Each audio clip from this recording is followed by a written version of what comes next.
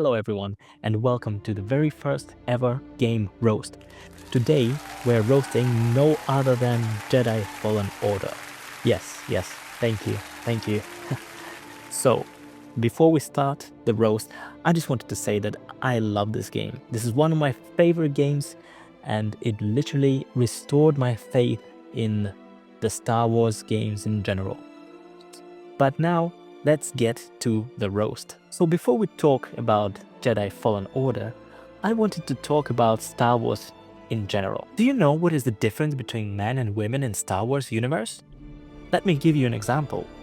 Padme lost the will to live while giving birth to 2 kids. Yeah, meanwhile Anakin got all his limbs burned off and still showed up for work the next day. I want to also talk about the Empire. Look, the Empire confuses me. The Empire spends trillions on Death Stars, but somehow forgets to put a railing on literally any walkway. Like, it's dangerous, right? There are some really interesting characters in Star Wars as well. Like, let's take Boba Fett, for example. Boba Fett had 3 lines in the original trilogy. Then he fell into a hole, and somehow he still has more fans than any character in the Jedi Fallen Order. That's right. So let's get to the game itself, the Jedi Fallen Order. Right off the bat, what I wanted to say is that the map design is so confusing that the real final boss isn't the Inquisitors. It's trying to remember how to get back to the ship without googling a walkthrough. It's crazy. And have you seen Wookiees in this game? I mean, the Wookiees in this game look like they were dragged out of a 2003 tech demo. I've seen Sith Lords with more life in their eyes. There's some really strange planets in this game as well. Like, let's take, for example, Dathomir. Dathomir is supposed to be full of deadly creatures and terrifying warriors. Yet the scariest thing there is the frame rate whenever too many enemies spawn in. Also, Zepho is a very strange planet. Zepho's weather is just wind, ice, and misery. It's like Hoth and Scotland had an ugly baby. Kashyyyk is a very good planet, I loved it. And you spend most of Kashyyyk climbing trees and fighting bugs. I mean, at this point it's less Star Wars and more Bugs Life, the Dark Souls edition.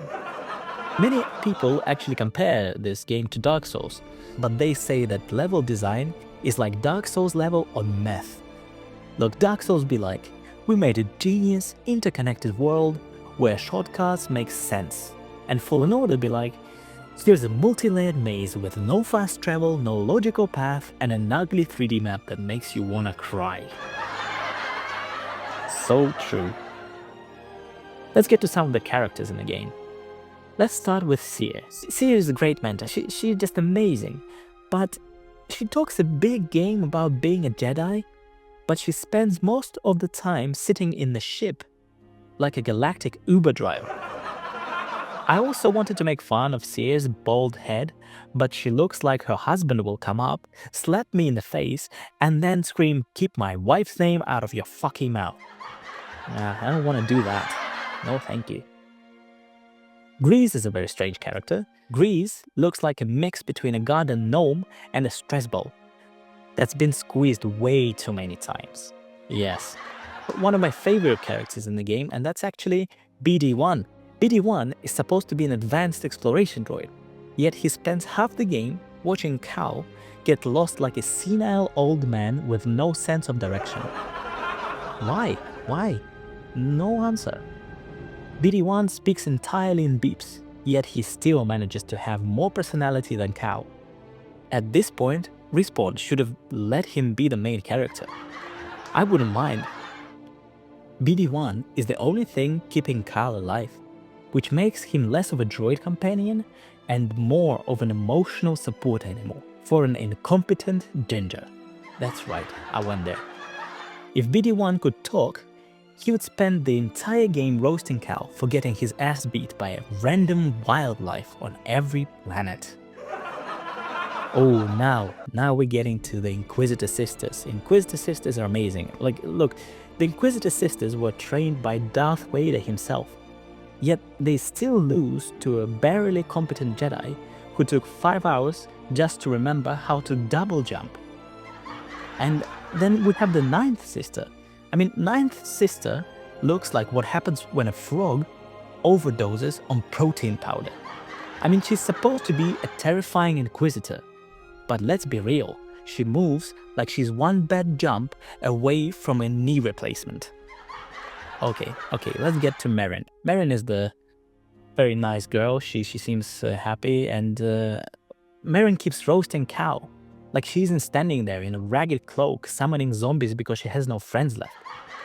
But I think the real reason Merrin keeps roasting Cal, because she knows damn well he gives off that awkward first date that ends in a side hug energy. Poor virgin Cal. Feel bad for him. Let's get to the man himself, to the boy himself, Cal Kestis.